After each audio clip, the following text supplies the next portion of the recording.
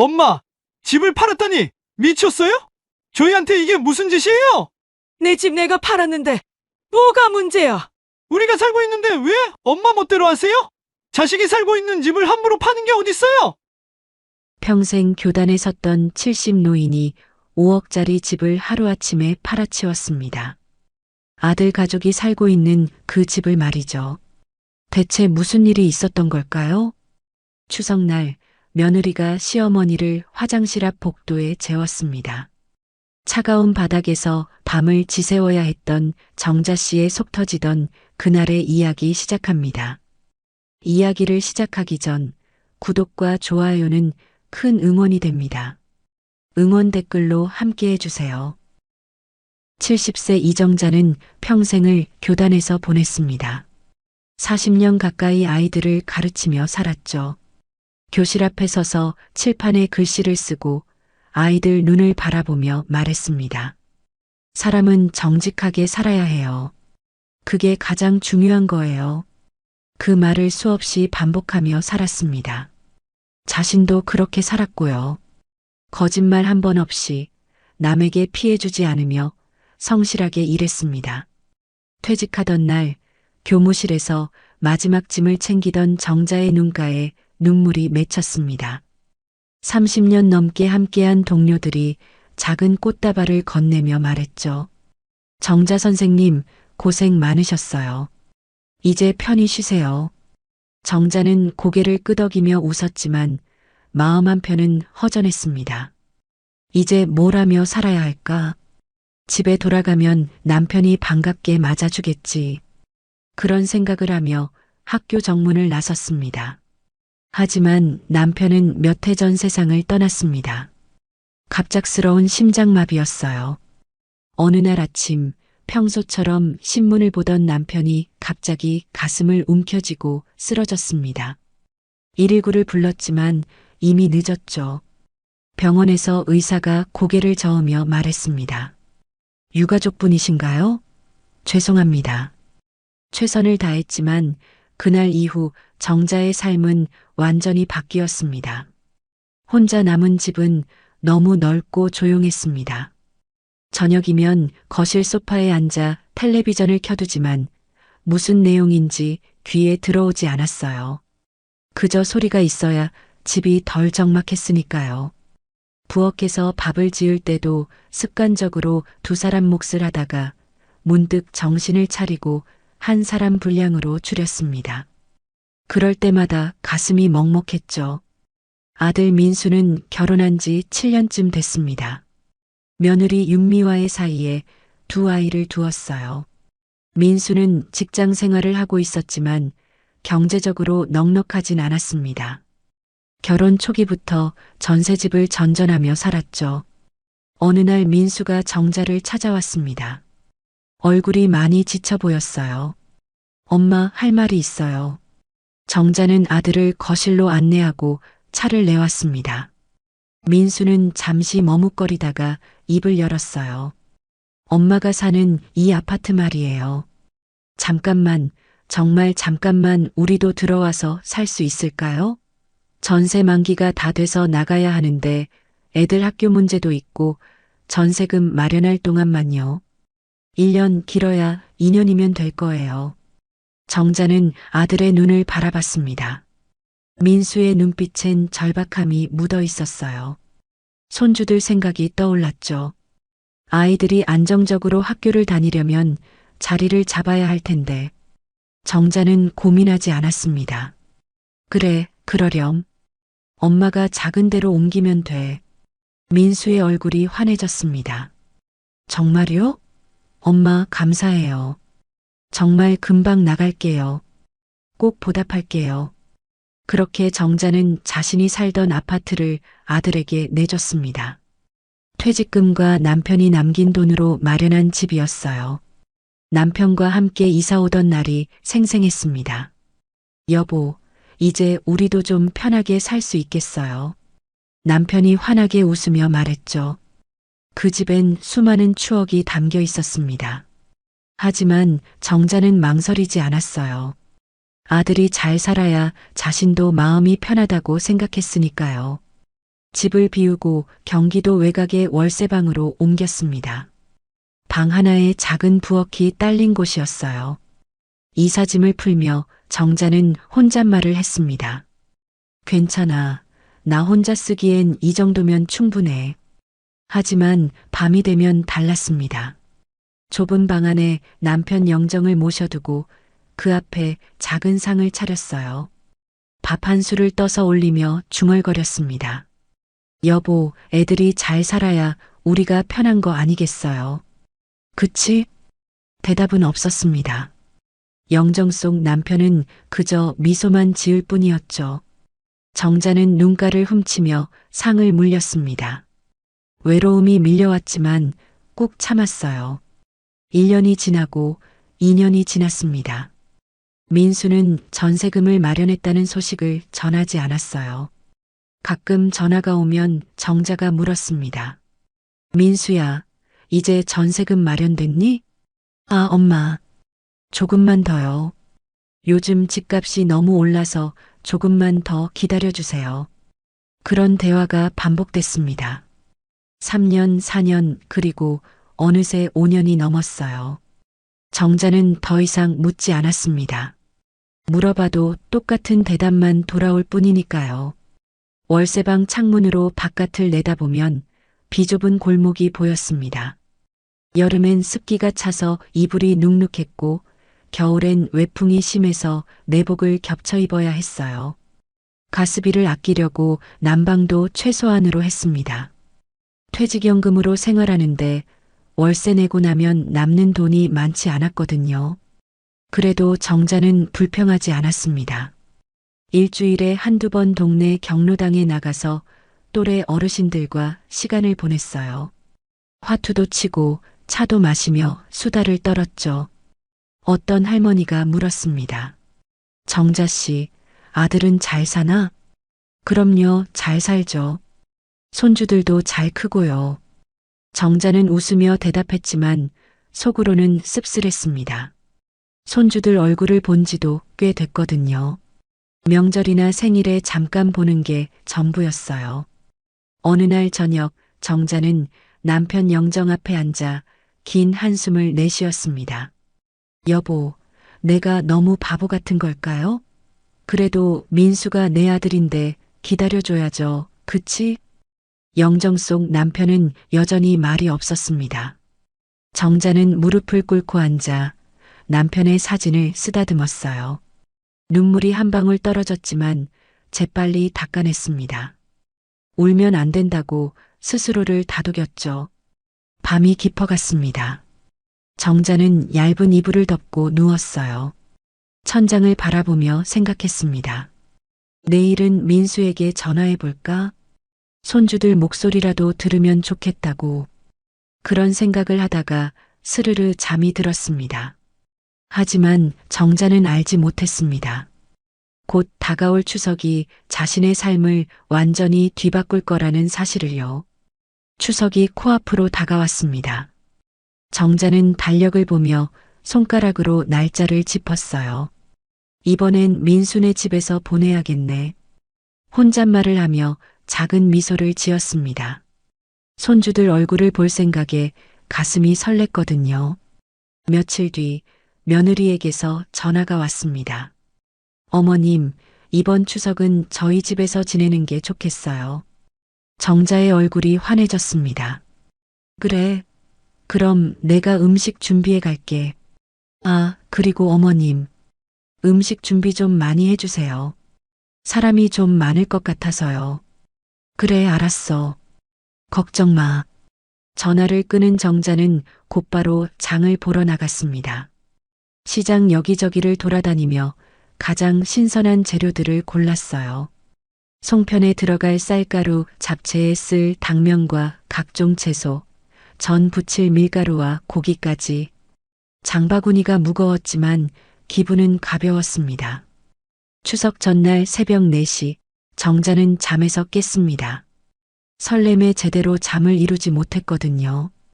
일어나자마자 부엌으로 향했어요. 좁은 싱크대 앞에 서서 송편부터 빚기 시작했습니다. 쌀가루 반죽을 치대고 소를 넣어 동그랗게 빚었죠. 하나하나 정성스럽게 만들었습니다. 민수가 송편 좋아하는데 많이 만들어야지. 손끝이 아팠지만 멈추지 않았습니다. 송편을 다 빚고 나니 오전 8시였어요. 이어서 잡채를 만들었습니다. 당면을 삶고 채소를 볶고 간을 맞췄죠. 나물도 여러 가지 무쳤습니다. 시금치나물, 고사리나물, 도라지나물까지. 전도 부쳤어요. 동그랑땡, 생선전, 호박전, 감자전까지 종류별로 한 접시씩 가득 만들었습니다. 오후가 되자 작은 부엌 큰 음식으로 가득 찼습니다.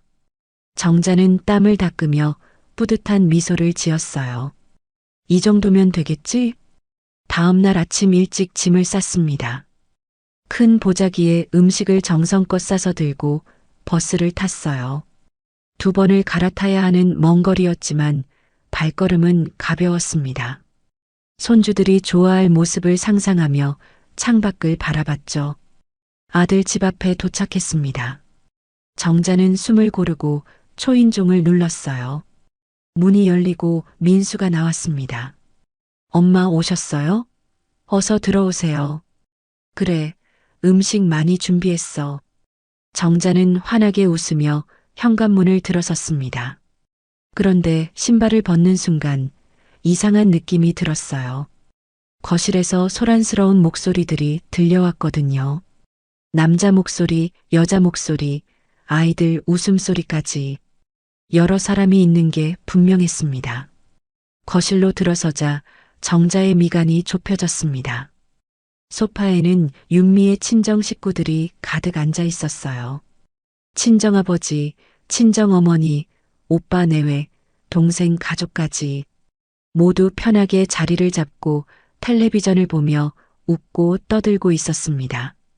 정자는 예전 상견례 때, 결혼식 때 한두 번 본 적이 있는 얼굴들이었지만 이렇게 다 같이 모인 건 처음이었어요. 정자가 어리둥절해서 서 있자 부엌에서 며느리 윤미가 나왔습니다. 얼굴에는 화장이 진하게 되어 있었고 새로 산 듯한 옷을 입고 있었어요.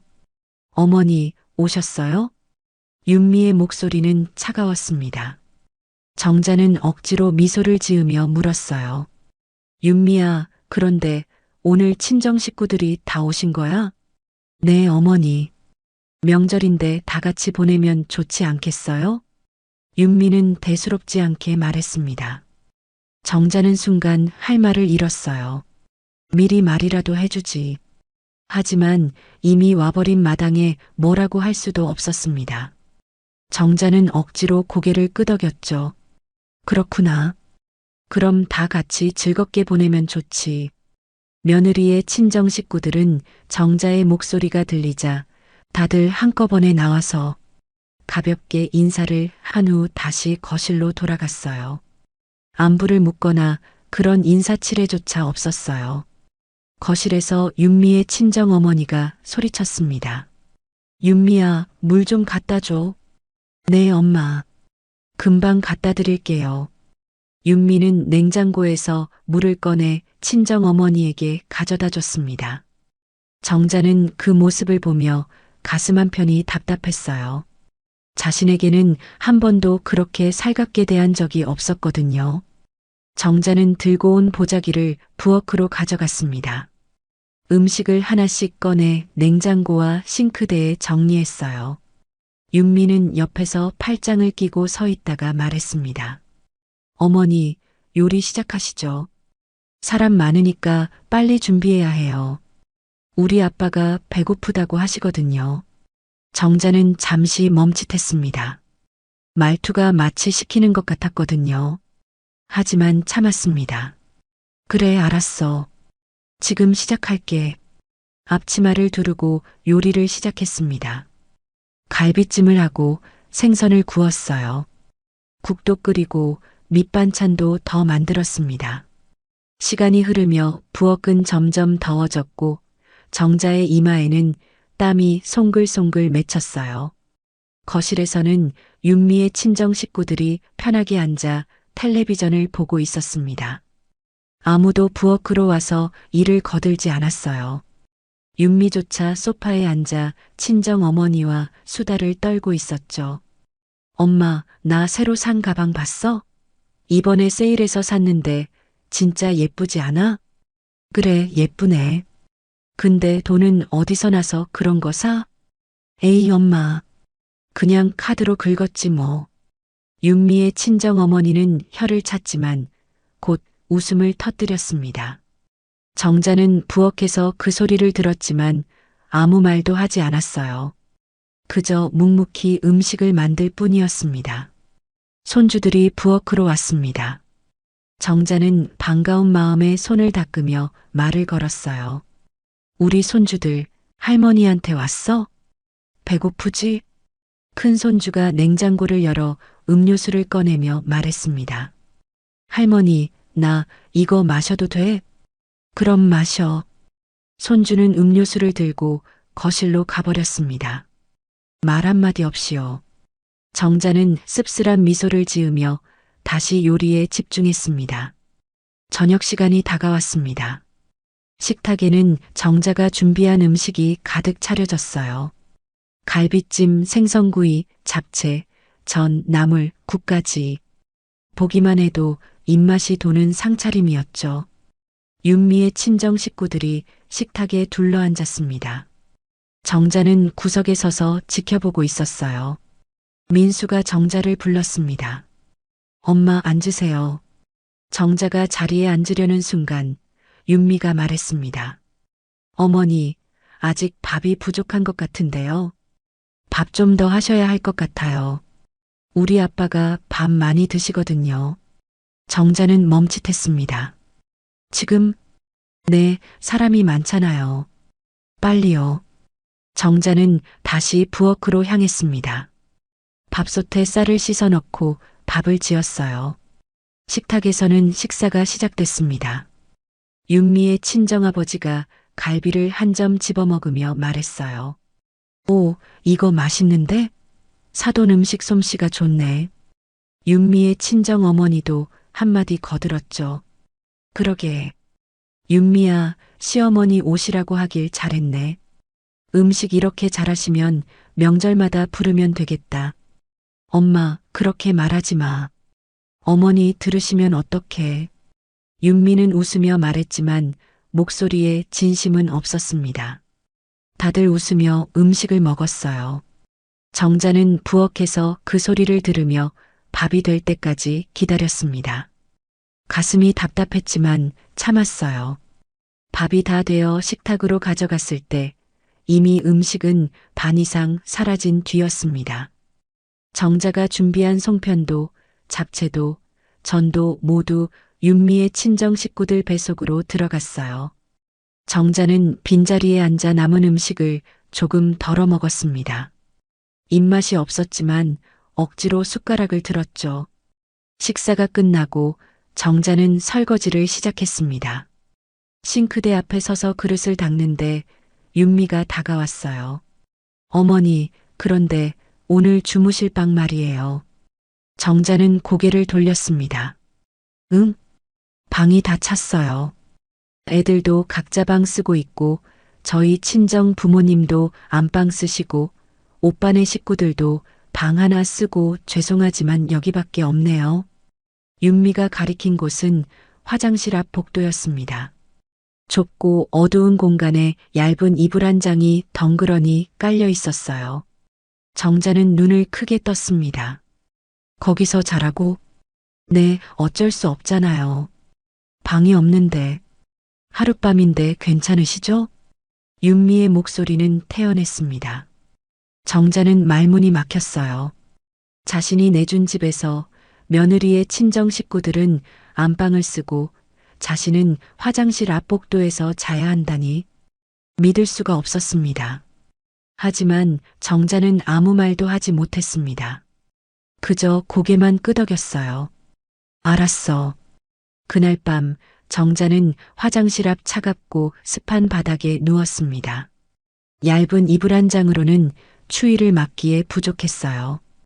복도 불빛이 눈을 찔렀고 화장실에서 물 내리는 소리가 계속 들렸습니다.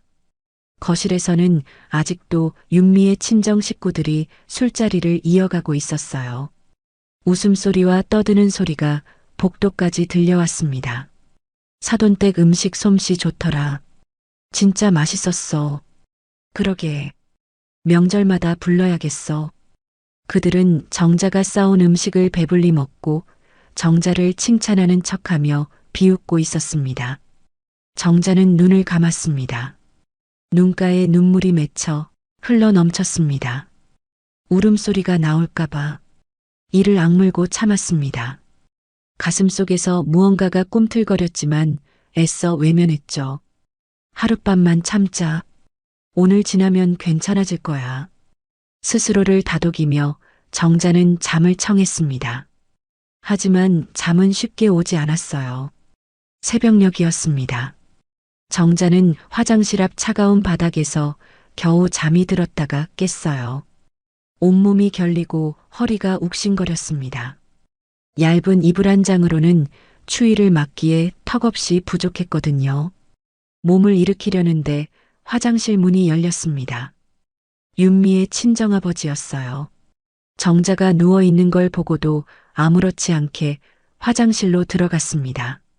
물 내리는 소리가 요란하게 울렸고 나오면서 정자를 내려다봤어요. 아, 여기서 주무셨어요? 무심한 말투였습니다. 사과도 미안함도 없었어요. 그냥 지나쳐 거실로 가버렸죠. 정자는 이불을 목까지 끌어올리며 눈을 감았습니다. 수치심이 밀려왔지만 꾹 참았어요.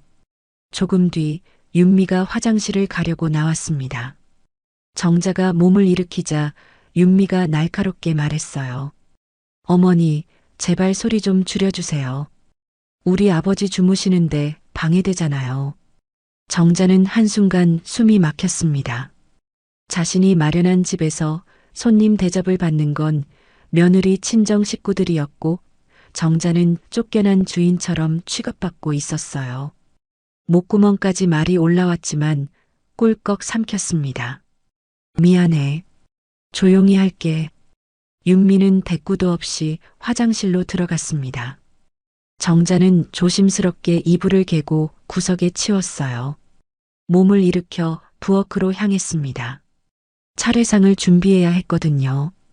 부엌에 들어서는 순간 정자의 발걸음이 멈췄습니다. 냉장고 문이 열려 있었고 안은 텅 비어 있었어요. 어젯밤 남겨뒀던 음식들이 모두 사라진 겁니다. 갈비찜, 생선구이, 전, 나물까지. 차례상에 올릴 음식들이었는데 한 점도 남아있지 않았어요. 정자는 급하게 쓰레기통을 열어봤습니다. 음식 찌꺼기들이 가득 담겨 있었죠. 갈비뼈, 생선가시, 전 부스러기까지. 어젯밤 윤미의 친정 식구들이 술안주로 먹어치운 게 분명했습니다. 정자의 손이 떨렸습니다. 이럴 수가. 남편 차례상에 올릴 음식이었어요. 정성껏 준비한 음식들을 술안주로 먹어치우다니. 가슴이 무너져 내렸습니다. 눈물이 핑 돌았지만 억지로 참았어요. 울면 안 된다고 스스로를 다독였습니다. 정자는 냉장고를 다시 뒤졌습니다. 남은 게 있는지 확인하려고요. 하지만 김치 몇 조각, 계란 서너 개, 그리고 약간의 나물만 남아 있었어요. 이걸로 차례상을 차려야 한다니. 한숨이 절로 나왔습니다. 여보, 미안해요. 제대로 된 상을 못 차려드리게 됐네요. 혼잣말을 하며 정자는 남은 재료로 최선을 다했습니다. 계란으로 지단을 붙이고 김치를 예쁘게 담았어요. 나물도 작은 접시에 조금씩 담았죠. 하지만 차례상은 초라하기 그지없었습니다. 평소 같으면 상 가득 음식을 올렸을 텐데 오늘은 접시 몇 개가 전부였어요. 아침이 되자 민수가 일어났습니다. 거실로 나와 차례상을 보더니 눈살을 찌푸렸어요. 엄마, 이게 뭐예요? 아버지 차례상이 이게 다예요? 정자는 고개를 숙였습니다. 어젯밤에 음식이 다 없어졌어. 냉장고가 텅 비어서 그럼 아침 일찍 만드시든지 그러셨어야죠. 민수의 목소리가 높아졌습니다. 정자는 가슴이 철렁했어요. 민수야, 재료가 없어서. 재료요? 엄마가 좀 더 많이 가져오셨어야죠. 관리를 못하셨으면 미리 말씀하시든지. 정자는 할 말을 잃었습니다. 음식을 먹어치운 건 윤미의 친정 식구들인데 자신이 비난받고 있었어요. 억울했지만 변명할 수가 없었습니다. 며느리 친정 식구들을 나쁘게 말할 수도 없었고요. 이때 윤미가 나왔습니다. 차례상을 보더니 코웃음을 쳤어요. 어머니, 시아버님 차례상이 이렇게 초라해도 돼요? 우리 아버지가 보시면 뭐라고 하시겠어요? 정자의 손이 부들부들 떨렸습니다. 윤미야, 음식이 없어서. 없으면 사오시든지 그러셔야죠. 명절인데 차례상도 제대로 못 차리시면 어떡해요. 윤미는 차갑게 말하고 돌아섰습니다. 정자는 그 자리에 멍하니 서 있었어요. 자신이 정성껏 준비한 음식을 먹어치운 사람들이 누군데 이렇게 비난을 받아야 하나? 가슴속에서 분노가 치밀어 올랐지만 꼭 눌러 담았습니다. 차례를 지내는 시간이 됐습니다. 민수와 정자만 상 앞에 앉았어요. 윤미는 부엌에서 설거지를 하고 있었고 친정 식구들은 방에서 나오지도 않았습니다. 정자는 남편 영정 앞에 절을 올리며 눈물을 참았어요. 여보, 미안해요. 이렇게 밖에 못 차려드려서. 절을 마치고 일어서는데 거실에서 윤미의 친정 식구들이 나왔습니다. 하품을 하며 게으르게 소파에 앉았어요. 윤미의 친정 어머니가 차례상을 보더니 말했습니다. 어머, 차례상이 참 소박하네. 요즘은 이렇게 간소하게 지내나 봐. 비웃는 듯한 말투였습니다. 정자는 고개를 숙인 채 아무 말도 하지 못했어요. 윤미의 친정아버지도 한마디 거들었죠. 뭐, 형식보다 마음이 중요하지. 그치? 겉으로는 이해하는 척했지만 속으로는 비웃고 있다는 게 느껴졌습니다. 정자는 주먹을 꽉 쥐었어요. 손톱이 손바닥에 박혔지만 아프지 않았습니다. 분노가 그것보다 더 컸거든요. 식사 시간이 됐습니다. 정자는 부엌에서 라면을 끓이고 김치찌개를 끓였어요. 차례상에 올렸던 음식도 내려서 식탁에 차렸습니다. 그나마 있는 걸 다 꺼내 차렸지만 여전히 부족했어요. 윤미의 친정 식구들이 식탁에 앉았습니다. 음식을 보더니 투덜거렸어요. 어머, 아침이 좀 부실하네. 그러게. 어제 저녁은 그렇게 푸짐하더니. 윤미의 오빠가 말했습니다. 정자는 속으로 소리를 지르고 싶었어요. 당신들이 다 먹어치워서 그런 거잖아. 하지만 입 밖으로 내지 못했습니다. 그저 고개만 숙이고 서 있었죠. 식사를 마치고 윤미의 친정 식구들은 짐을 챙겨 떠날 준비를 했습니다. 정자는 속으로 안도했어요. 이제 가는구나. 하지만 윤미의 친정 어머니가 떠나기 전에 한마디 던졌습니다. 윤미야, 다음 명절에도 또 오마. 시어머니 음식 솜씨가 좋으니까 또 오고 싶구나. 윤미는 웃으며 대답했어요. 그러세요, 엄마. 언제든지 오세요. 정자는 그 말을 듣고 온몸에 힘이 빠졌습니다. 다음에도 또 이런 일이 반복되다니 견딜 수 있을까? 자신이 없었어요. 친정 식구들이 떠나고 집은 조용해졌습니다. 정자는 설거지를 하며 생각에 잠겼어요. 내가 왜 이런 대우를 받아야 하지? 이 집은 내 집인데 분노와 슬픔이 뒤섞였습니다. 설거지를 마치고 거실로 나왔는데 민수의 방에서 소리가 들렸습니다. 문틈 사이로 대화가 새어나왔어요. 정자는 무심코 귀를 기울였습니다. 민수 씨, 어머니 집 등기 아직 어머니 이름이잖아. 그거 우리 앞으로 넘겨놔야지. 그래야 대출도 더 받고 우리도 자리 잡지. 윤미의 목소리였습니다. 정자는 숨이 멎는 것 같았어요. 그렇긴 한데 엄마가 동의할까? 민수의 목소리는 난처해 보였습니다. 동해, 그냥 설득하면 되지. 어차피 어머니 혼자선 그 집 쓰지도 못하잖아. 우리가 관리하는 게 더 낫다고 하면 될 거야. 그리고 나중에 치매라도 오시면 어쩔 건데 미리 정리해 두는 게 좋아. 윤미의 목소리는 차갑고 계산적이었습니다. 근데 엄마가 섭섭해 하시면. 섭섭해? 민수 씨, 우리 앞날 생각 안 해? 애들 교육비도 필요하고 우리도 여유 좀 가져야지. 어머니는 어차피 나이 드셨으니까 작은 데서 사시면 되잖아. 지금도 월세방에서 사시는데 뭐. 정자는 그 자리에서 얼어붙었습니다. 가슴이 철렁 내려앉았어요. 자신이 마련한 집을 아들과 며느리가 빼앗으려 하고 있었던 겁니다. 그것도 자신을 치매 환자 취급하면서요. 그래도 좀 그렇지 않아? 민수가 망설이는 목소리로 말했습니다. 뭐가 그래? 어머니한테도 좋은 일이야. 재산 관리 걱정 없고 우리가 다 알아서 할 테니까. 빨리 결정해, 민수 씨. 언제까지 이렇게 살 거야? 윤미의 목소리는 단호했습니다. 민수는 한참을 침묵하다가 한숨을 쉬었어요. 알았어. 한번 말씀드려 볼게. 정자는 그 자리에서 뒷걸음질 쳤습니다.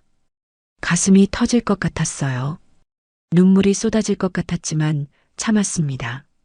화장실로 가서 문을 잠그고 변기 뚜껑을 닫고 앉았어요. 손으로 입을 막고 흐느꼈습니다. 여보, 내가 어떡하면 좋아요? 내가 뭘 잘못한 거예요? 남편 얼굴이 떠올랐습니다. 함께 집을 마련하던 날 환하게 웃던 모습이요. 그 집은 단순한 집이 아니었어요. 평생의 추억이 담긴 곳이었고 남편과의 마지막 흔적이었습니다. 그런데 그걸 빼앗으려 하다니. 정자는 눈물을 닦고 일어섰습니다. 거울 속 자신을 바라봤어요. 늙고 지친 얼굴이 보였습니다. 하지만 눈빛만은 살아있었어요. 더는 당하고만 있지 않을 거야. 작게 중얼거리며 정자는 화장실 문을 열고 나왔습니다. 마음속에서 무언가가 변하고 있었어요. 더 이상 참을 수 없다는 걸 깨달은 겁니다. 그날 오후 정자는 짐을 챙겨 집을 나섰습니다. 민수가 물었어요. 엄마, 벌써 가세요? 그래, 집에 가봐야지. 정자는 담담하게 대답했습니다. 윤미는 현관까지 배웅도 나오지 않았어요. 정자는 혼자 문을 열고 나갔습니다. 뒤돌아보지 않았어요. 돌아보면 또 마음이 약해질 것 같았거든요. 버스 안에서 정자는 창밖을 바라봤습니다. 마음속에서 결심이 굳어지고 있었어요. 이제는 내 인생을 지킬 거야. 그렇게 다짐하며 정자는 집으로 돌아갔습니다. 월세방으로 돌아온 정자는 남편 영정 앞에 앉았습니다. 초를 켜고 한참을 말없이 바라봤어요. 영정 속 남편은 여전히 따뜻하게 미소 짓고 있었습니다. 여보, 나 이제 어떻게 해야 할까요? 정자의 목소리는 떨렸습니다. 추석에 겪은 일들이 주마등처럼 스쳐 지나갔어요. 화장실 앞 차가운 바닥, 먹어치워진 차례상 음식, 그리고 며느리와 아들의 대화까지 모든 게 악몽 같았습니다. 내가 너무 착하게만 살았나 봐요. 바보처럼. 눈물이 뚝뚝 떨어졌습니다. 더 이상 참을 수가 없었어요. 가슴속에 쌓인 분노와 서러움이 한꺼번에 쏟아져 나왔습니다. 한참을 울고 나니까 마음이 조금 가라앉았어요. 정자는 눈물을 닦고 일어섰습니다. 여보, 이제는 내가 지킬 거예요. 우리가 평생 모은 거 함부로 빼앗기지 않을 거예요. 서랍장을 열어 서류함을 꺼냈습니다. 안에는 집 등기부등본이 들어 있었어요. 정자는 서류를 펼쳐 확인했습니다. 소유자 이름에는 아직도 이정자라고 적혀 있었죠. 다행이었습니다. 아직은 내 이름이네. 안도의 한숨을 쉬며 서류를 다시 넣었습니다. 하지만 마음은 여전히 무거웠어요. 아들과 며느리가 언제 등기를 넘기라고 요구할지 모르니까요. 그 전에 뭔가 준비를 해야 했습니다. 며칠이 지났습니다. 정자는 경로당에도 나가지 않고 방 안에만 있었어요. 밥도 제대로 먹지 않았습니다. 입맛이 없었거든요. 생각만 계속했습니다. 어떻게 해야 하지? 어떻게 해야 내 집을 지킬 수 있지? 일주일쯤 지났을까요? 민수에게서 전화가 왔습니다. 정자는 핸드폰을 보고 한참을 망설이다가 받았어요. 엄마, 나 민수야. 그래, 무슨 일이니? 정자의 목소리는 평소와 달리 차가웠습니다. 민수는 눈치채지 못하고 말을 이었어요. 엄마, 이번 주말에 시간 되세요? 윤미랑 같이 뵈러 갈게요. 할 얘기가 있어서요. 정자의 가슴이 철렁했습니다. 드디어 오는구나. 집 등기 얘기를 하러 오는 게 분명했어요. 무슨 얘기? 그냥 그거요. 엄마 집 문제 같은 거요. 얘기 좀 해야 할 것 같아서요. 민수의 목소리는 어색했습니다. 정자는 손에 힘을 주었어요. 핸드폰을 쥔 손이 떨렸지만 목소리는 차분하게 유지했습니다. 그래, 와라. 토요일 오후에 오면 되겠니? 네, 엄마.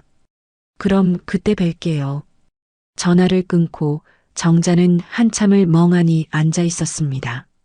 드디어 올 게 왔다는 생각이 들었어요. 하지만 이번엔 당하고만 있지 않을 거라고 다짐했습니다. 토요일이 됐습니다. 오후 2시쯤 초인종이 울렸어요. 정자는 심호흡을 하고 문을 열었습니다. 민수와 윤미가 서 있었죠.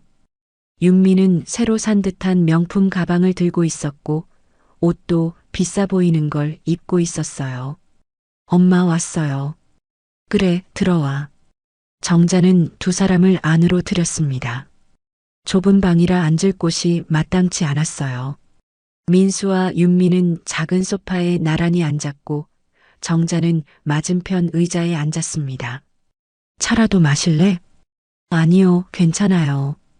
금방 갈 거니까요. 윤미가 냉정하게 대답했습니다. 정자는 고개를 끄덕이고 두 사람을 바라봤어요. 민수가 입을 열었습니다.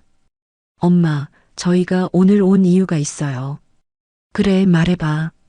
엄마 집 말이에요. 그 아파트요. 민수는 말을 이어가기가 불편한 듯 머뭇거렸습니다.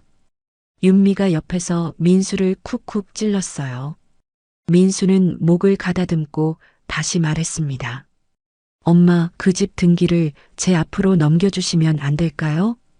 정자는 예상했던 말이었지만 직접 들으니 가슴이 무너져 내렸습니다.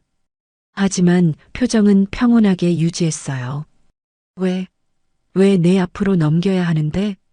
엄마, 솔직히 엄마 혼자선 그 집 쓰지도 못하잖아요. 우리가 쓰고 있는데 등기도 우리 앞으로 하는 게 맞지 않겠어요? 윤미가 끼어들었습니다. 목소리는 당연하다는 듯 차가웠어요. 어차피 엄마 나이도 있으시고요. 혹시라도 나중에 판단력이 흐려지시면 문제 생길 수도 있잖아요. 미리 정리해두는 게 서로 좋을 것 같아서요. 정자는 눈을 가늘게 떴습니다. 판단력이 흐려진다고? 그러니까 그게 나이 드시면 그럴 수도 있잖아요. 치매 같은 거요. 윤미는 거침없이 말했습니다. 정자의 손이 부들부들 떨렸어요. 자신을 치매 환자 취급하는 며느리 앞에서 정자는 참을 수가 없었습니다. 나를 치매 환자로 보는 거니? 그게 아니라요, 어머니. 미리 대비하자는 거죠. 그리고 솔직히 어머니도 편하실 거 아니에요? 재산 관리 같은 거 신경 안 쓰셔도 되고. 윤미의 말에 민수도 거들었습니다. 엄마, 윤미 말이 맞아요. 엄마는 편하게 계시고 저희가 알아서 할게요. 집도 잘 관리하고요. 정자는 두 사람을 번갈아 보았습니다. 아들과 며느리의 눈빛에는 욕심이 가득했어요. 자신을 생각하는 마음은 전혀 없었습니다. 그저 집만 탐내고 있었죠. 그럼 나는 어디서 살라고? 정자가 물었습니다. 윤미가 대답했어요. 어머니는 지금 여기서 사시면 되잖아요. 월세지만 혼자 쓰시기엔 충분하고요. 저희가 월세도 내드릴게요. 월세를 내가 낸다고? 네, 당연히 드려야죠. 어머니 집 봤는데. 윤미는 마치 큰 은혜라도 베푸는 것처럼 말했습니다. 정자는 웃음이 나왔어요. 비웃음이었죠. 참 대단하네. 내 집 빼앗아가면서 월세는 내준다고? 민수가 당황하며 말했습니다. 엄마, 빼앗는 게 아니에요. 그냥 정리하는 거죠. 정리? 내가 무슨 권리로 내 집을 정리하는데? 정자의 목소리가 높아졌습니다. 민수는 난처한 표정을 지었어요. 윤미가 다시 끼어들었습니다. 어머니, 왜 이러세요? 어차피 나중엔 민수 씨 거 될 거 아니에요? 미리 정리하는 게 뭐가 문제예요? 나중이면 나중이지. 왜 지금 내놔야 하는데? 어머니, 솔직히 말씀드릴게요. 저희 지금 급해요. 대출도 더 받아야 하고 애들 교육비도 필요하고요. 어머니 집 담보로 대출 받으면 되는데 지금은 등기가 어머니 이름이라 안 되잖아요. 윤미는 이제 숨기지도 않았습니다. 정자는 헛웃음이 나왔어요. 그래, 솔직하네. 결국 돈 때문이구나. 어머니, 그게 아니라요. 됐어. 더 듣기 싫으니까 그만 가. 정자는 손사래를 쳤습니다. 민수가 다급하게 말했어요.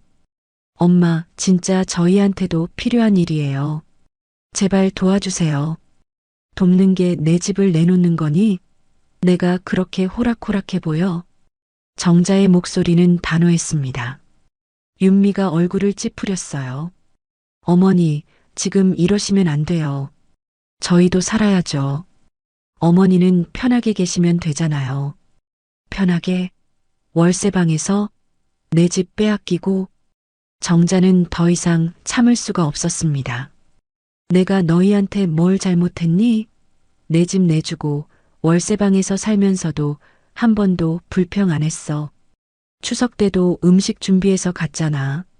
그런데 너희는 날 화장실 앞에 재웠어. 차례상 음식도 술안주로 먹어치우고. 민수의 얼굴이 하얗게 질렸습니다. 엄마, 그건 뭐? 변명할 거야? 정자는 눈물을 흘렸습니다. 더 이상 참을 수가 없었어요. 너희가 내 집을 탐내는 거 다 들었어. 윤미가 내 방에서 한 말 다 들었다고. 윤미의 표정이 굳어졌습니다. 민수는 당황해서 말을 잇지 못했어요. 엄마, 그게 오해예요. 저희가 진심으로. 진심? 무슨 진심? 내 집 빼앗으려는 게 진심이지. 정자는 소리쳤습니다. 윤미가 차갑게 말했어요. 어머니, 그렇게까지 하실 거예요? 저희도 어머니 아들이랑 며느리인데 이렇게 몰아세우시는 거예요? 몰아세우는 게 아니야. 사실을 말하는 거지. 너희가 나한테 한 짓 생각해봐. 그러고도 내 집 달라고 할 수 있어?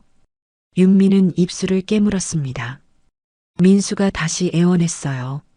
엄마, 제발요. 저희 정말 힘들어요. 도와주세요. 안 돼. 절대 안 줘. 정자는 단호하게 고개를 저었습니다. 윤미가 벌떡 일어섰어요. 좋아요. 어머니가 그러시면 저희도 생각이 있어요. 가요, 민수 씨. 윤미는 가방을 들고 문 쪽으로 걸어갔습니다.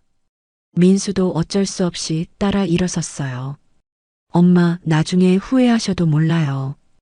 윤미가 문을 열며 차갑게 내뱉었습니다. 정자는 두 사람이 나가는 모습을 지켜봤어요. 문이 닫히고 정자는 그 자리에 주저앉았습니다. 여보, 내가 잘한 거 맞죠? 남편 영정을 바라보며 물었습니다. 대답은 없었지만 정자는 자신이 옳다고 믿었어요. 더 이상 당하지 않기로 한 결심은 확고했습니다. 하지만 마음 한편은 무너져 내렸습니다. 아들과의 관계가 돌이킬 수 없이 멀어진 것 같았거든요. 눈물이 또다시 흘러내렸습니다. 그날 밤 정자는 잠을 이루지 못했습니다.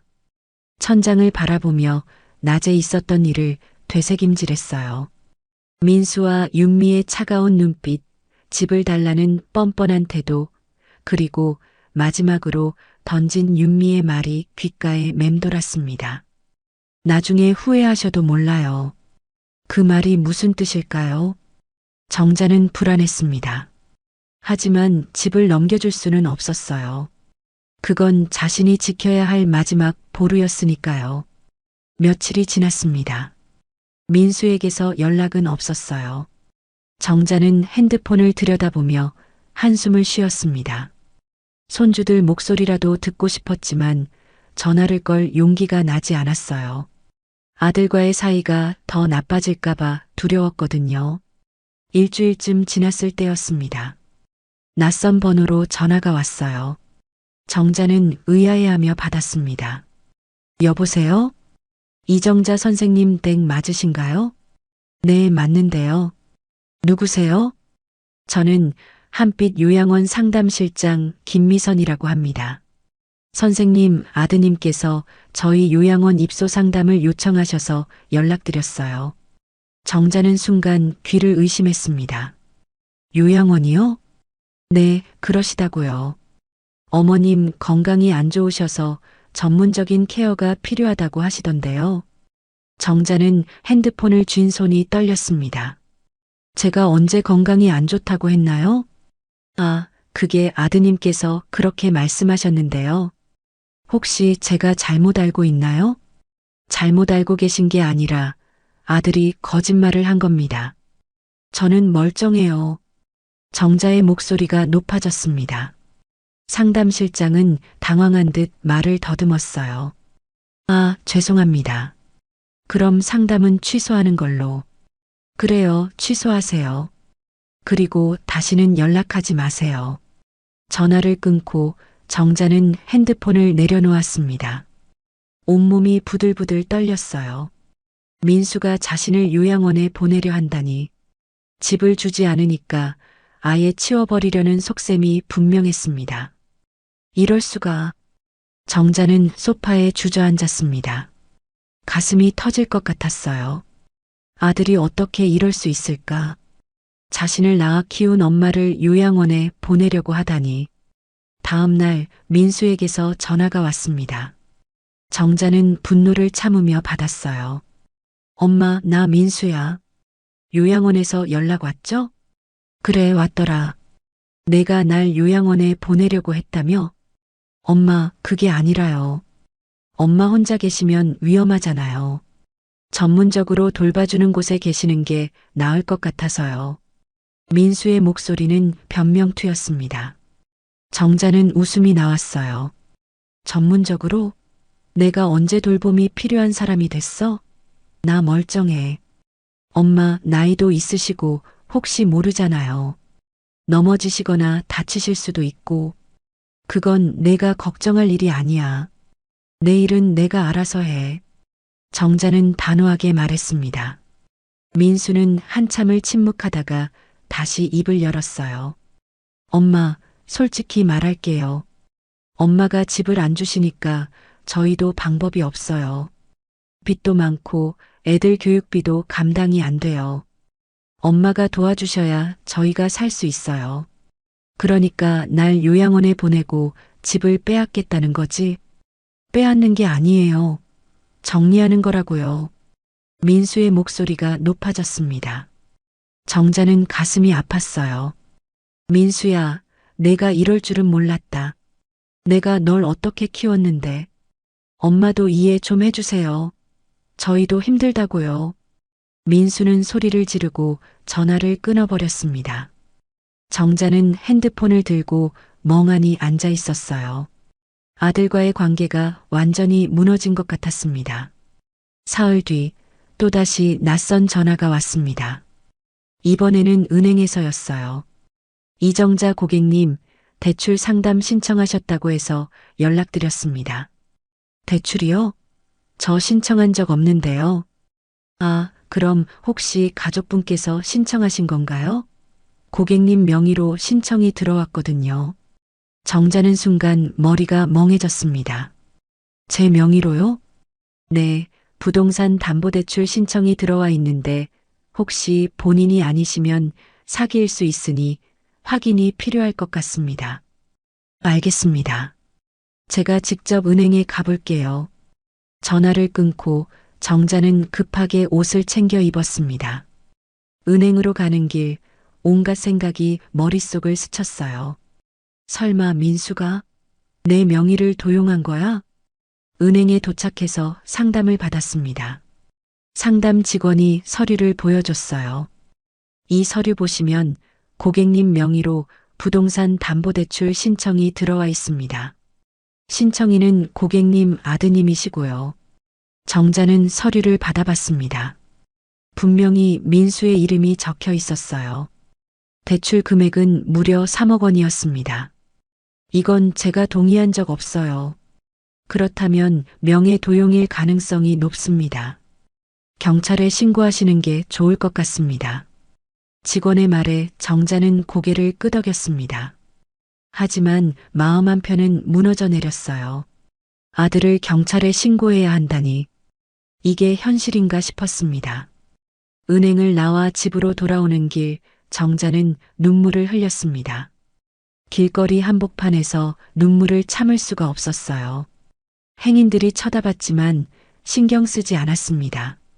집에 도착해서 남편 영정 앞에 앉았습니다. 여보, 우리 아들이 이렇게까지 할 줄 몰랐어요. 내 명의를 도용해서 돈을 빌리려고 하다니. 정자는 한참을 울었습니다. 눈물이 마를 때까지 울고 나니 마음이 조금 가라앉았어요. 그리고 결심했습니다. 더는 참을 수 없어. 이제는 내가 움직여야 해. 다음 날 정자는 민수에게 전화를 걸었습니다. 민수는 전화를 받지 않았어요.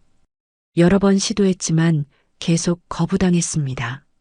정자는 문자를 보냈어요. 민수야, 엄마다. 은행에서 연락 왔다. 내가 내 명의로 대출 신청했다며? 당장 전화해. 1시간쯤 지나서 민수에게서 전화가 왔습니다. 엄마, 그게 설명 안 해도 돼. 내가 한 짓 다 알아. 어떻게 엄마 명의를 도용할 수 있니? 엄마가 집을 안 주시니까 어쩔 수 없잖아요. 민수의 목소리는 절박했습니다. 어쩔 수 없다고? 그러니까 범죄를 저질러도 된다는 거야? 범죄요? 엄마, 제가 뭘 잘못했어요? 어차피 나중엔 제 거 될 집인데 미리 쓰는 게 뭐가 문제예요? 민수의 말에 정자는 어이가 없었습니다. 나중이면 나중이지, 지금은 내 거야. 그리고 내 거 될지 안 될지도 모르고. 엄마, 지금 저 협박하시는 거예요? 협박이 아니라 사실을 말하는 거지. 내가 유언장 쓰면 내 손에 한 푼도 안 갈 수도 있어. 정자의 말에 민수는 잠시 침묵했습니다. 이어서 윤미의 목소리가 들렸어요. 어머니, 그렇게까지 하실 거예요? 저희한테 한 푼도 안 주시겠다고요? 윤미가 전화를 빼앗은 모양이었습니다. 정자는 차갑게 대답했어요. 그건 내 마음이야. 내가 어떻게 나오느냐에 따라 달라질 수 있지. 좋아요, 어머니. 어머니가 그러시면 저희도 가만히 있지 않을 거예요. 어머니 판단력 없다고 법원에 후견인 신청할 거예요. 그럼 어머니 재산 관리는 저희가 하게 되죠. 윤미의 목소리는 도끼가 서려 있었습니다.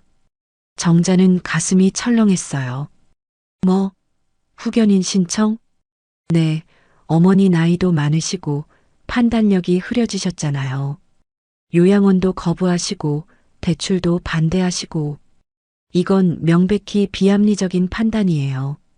윤미는 거침없이 말했습니다. 정자는 분노가 치밀어 올랐어요. 너희가 감히 내가 판단력이 없다고? 어머니, 객관적으로 봐도 그래요. 저희는 어머니를 위해서 하는 건데 계속 거부하시잖아요. 이건 정상이 아니에요.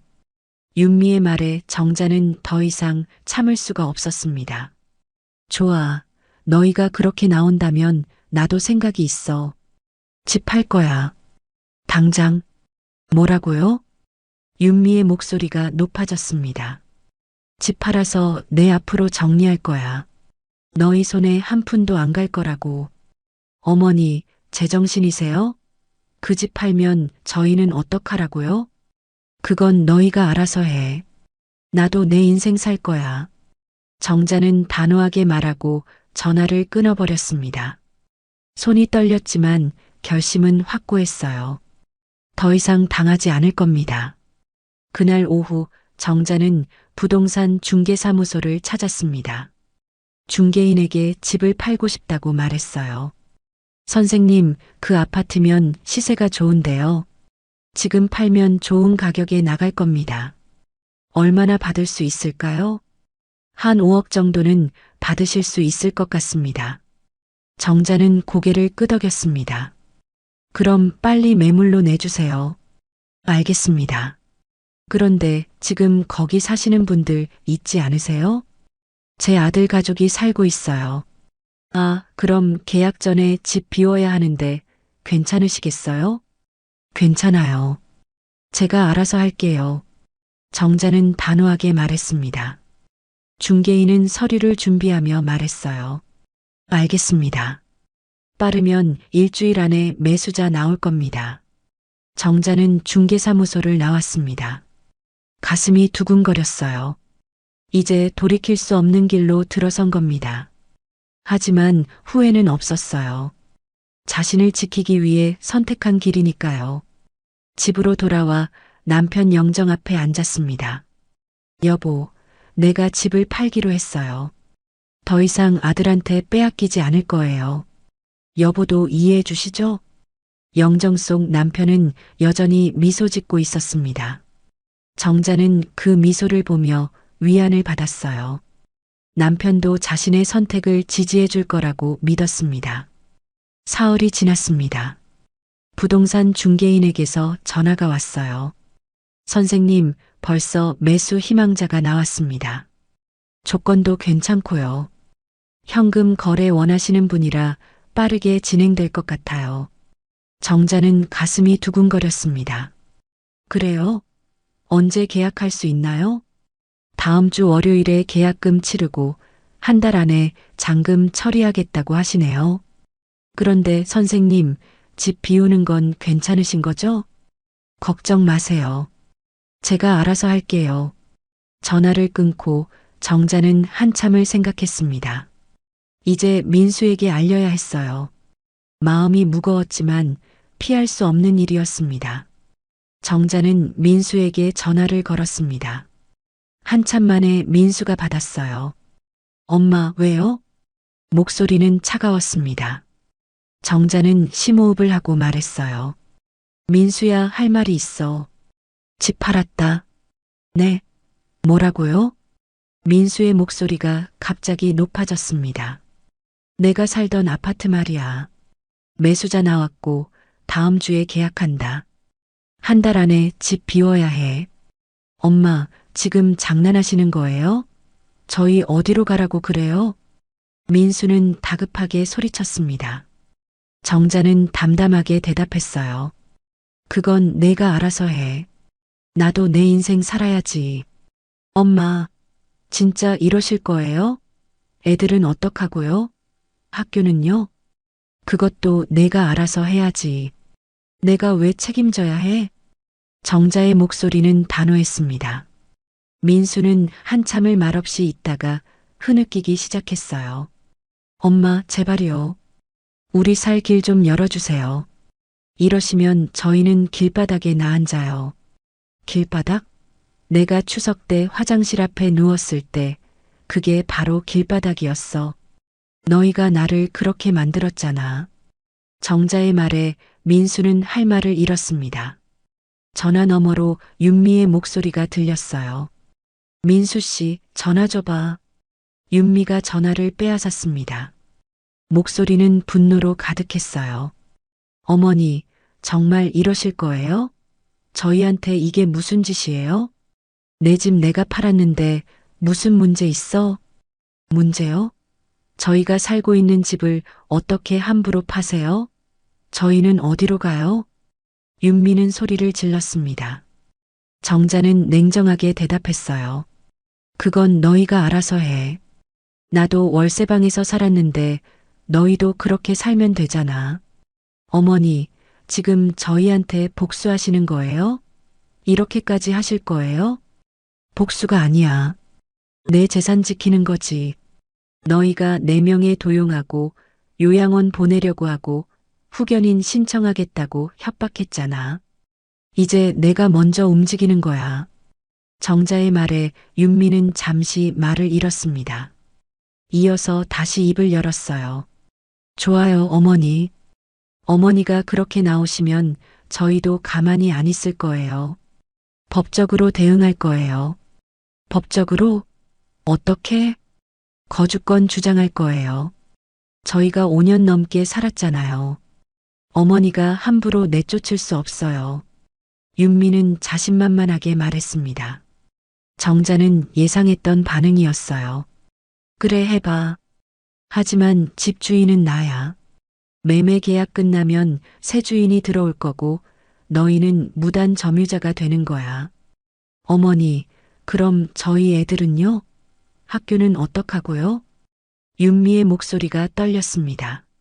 정자는 가슴이 아팠지만 마음을 굳게 먹었어요. 그건 너희가 생각했어야지. 내 집 빼앗으려고 할 때 말이야. 어머니, 진짜 인정머리 없으시네요. 손주들한테 이럴 수 있어요? 손주들, 너희가 날 화장실 앞에 재웠을 때 손주들은 뭐 했어? 할머니 한번 보러 왔어? 아니잖아. 정자의 목소리는 차가웠습니다. 윤미는 할 말을 잃고 전화를 끊어버렸어요.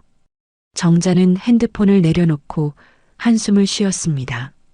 마음이 편하지 않았지만 후회는 없었어요. 이제 돌이킬 수 없는 길을 걸어가고 있다는 걸 알았습니다. 주말이 됐습니다. 정자는 집 정리를 시작했어요. 살림살이가 많지 않아서 금방 끝났습니다. 남편 영정과 옷가지 몇 벌, 그리고 중요한 서류들만 챙겼어요. 여보, 우리 이제 새 출발해요. 괜찮죠? 영정에게 말을 걸며 정자는 쓸쓸한 미소를 지었습니다. 월요일이 됐습니다. 부동산 중개사무소에서 계약을 진행했어요. 매수자는 40대 중반의 남자였습니다. 정자와 악수를 나누며 말했죠. 좋은 집 감사합니다. 잘 살게요. 그래요, 잘 사세요. 정자는 계약금을 받았습니다. 통장에 찍힌 금액을 보니 실감이 났어요. 정말로 집을 판 겁니다. 계약을 마치고 나오는데 민수에게서 전화가 왔습니다. 엄마, 정말 계약하신 거예요? 그래, 방금 끝났어. 엄마, 우리 정말 어떡해요? 한 달 안에 나가야 한다고요? 민수의 목소리는 절박했습니다. 정자는 잠시 망설였지만 곧 마음을 다잡았어요. 그래, 한 달 안에 비워야 해. 미리 알려줬으니까 준비할 시간은 충분하잖아. 엄마, 한 달 안에 어떻게 집을 구해요? 전세금도 없는데. 그건 내가 어떻게 해줄 수 없어. 너희가 알아서 해. 엄마. 민수가 소리를 질렀지만 정자는 전화를 끊었습니다. 더 이상 들을 수가 없었어요. 며칠이 지났습니다. 민수와 윤미는 계속 전화를 걸어왔지만 정자는 받지 않았어요. 문자도 수없이 왔습니다. 엄마, 제발 계약 취소해 주세요. 어머니, 우리 애들 생각해 주세요.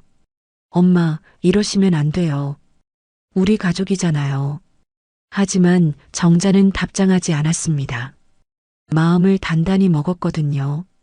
2주가 지났을 때였습니다. 민수가 직접 월세방으로 찾아왔어요.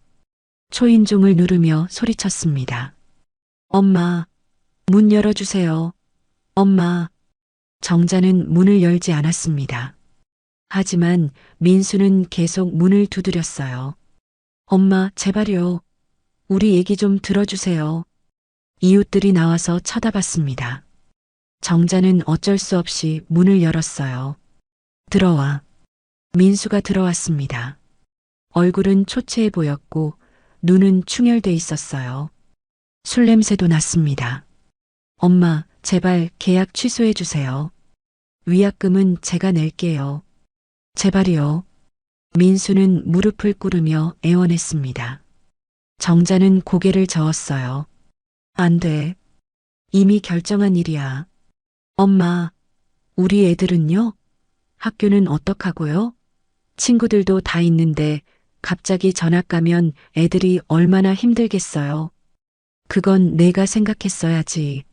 내 집 빼앗으려고 할 때 말이야. 정자의 목소리는 흔들림이 없었습니다. 민수는 바닥을 치며 울기 시작했어요. 엄마, 제가 잘못했어요. 정말 잘못했어요. 다시는 그러지 않을게요. 제발 한 번만 봐주세요. 늦었어. 이미 계약금도 받았고 새 주인도 정해졌어. 한 달 뒤면 잔금 치르고 집 넘겨줘야 해. 엄마. 민수는 정자의 다리를 붙잡았습니다. 정자는 민수를 내려다봤어요. 가슴이 찢어질 것 같았지만 눈물은 흘리지 않았습니다. 민수야, 일어나.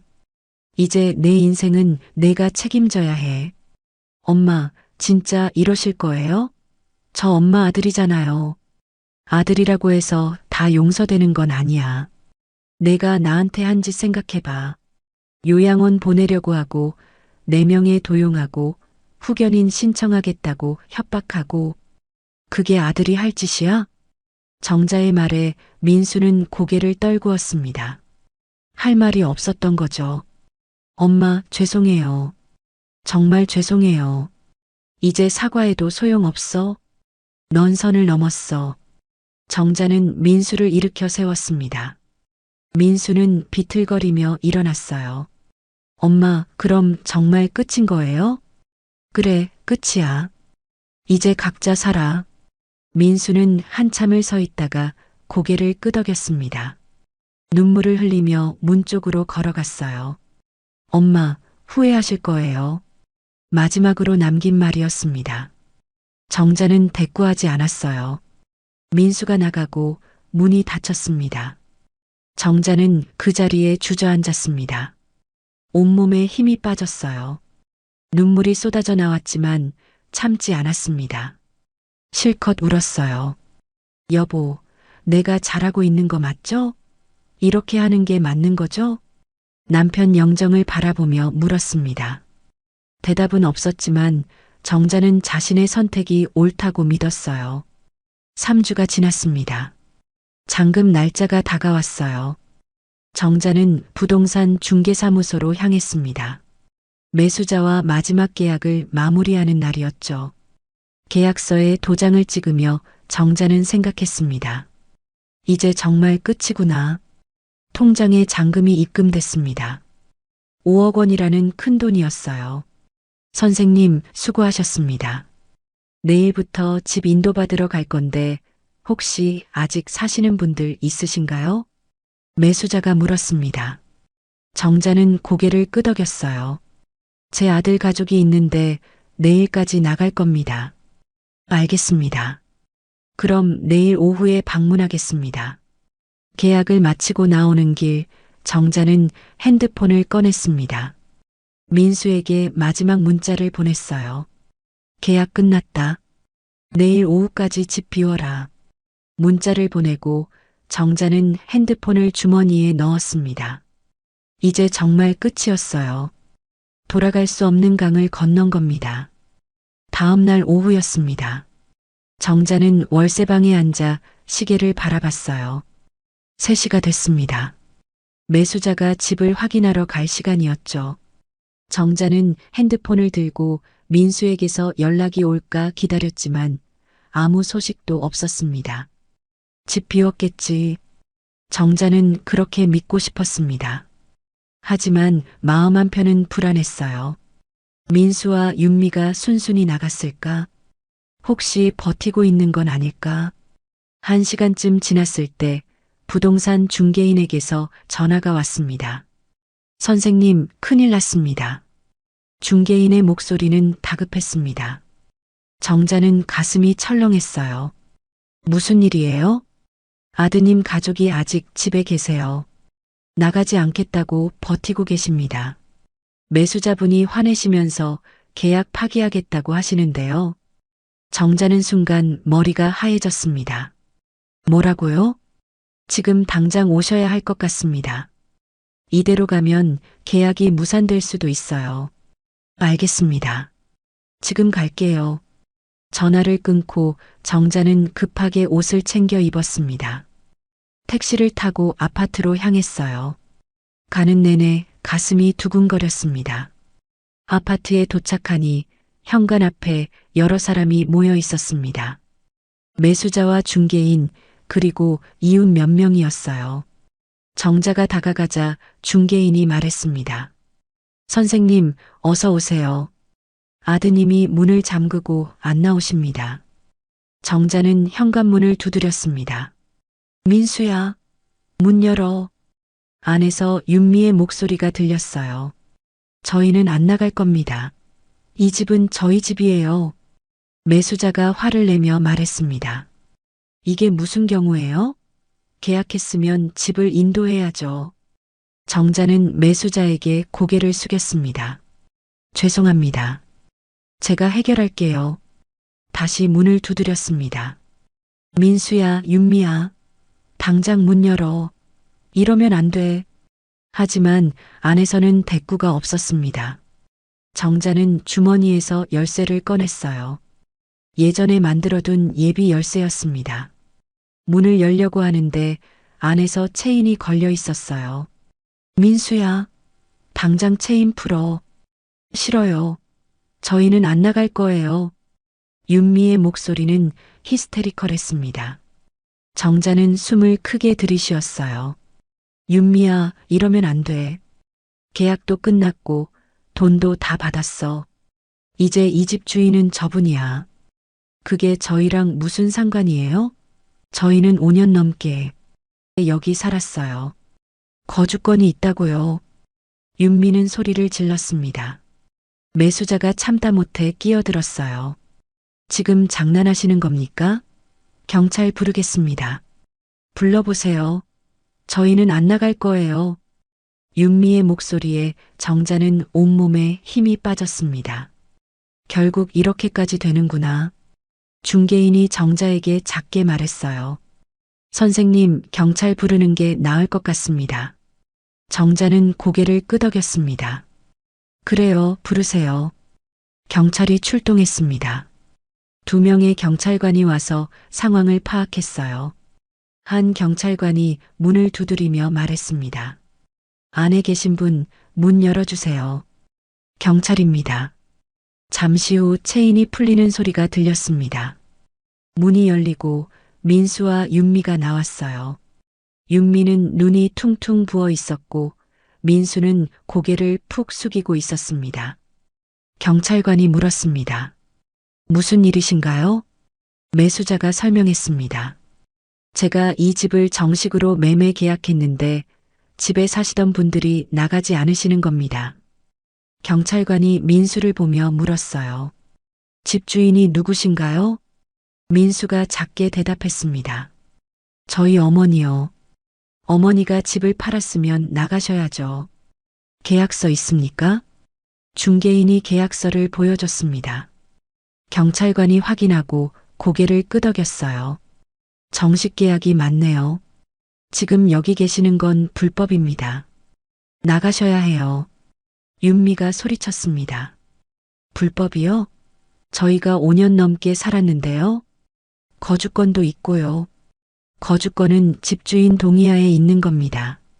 집주인이 매매했으면 거주권은 소멸돼요.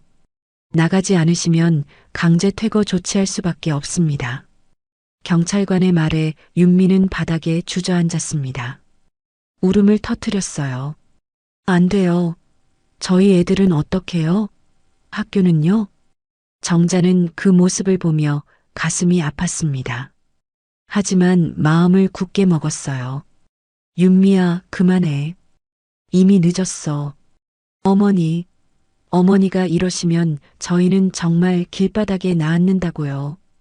윤미는 정자에게 기어와 바지를 붙잡았습니다. 정자는 뒤로 물러섰어요. 그건 너희가 알아서 해야지. 나도 월세방에서 살았잖아. 월세방이요? 어머니는 혼자시잖아요.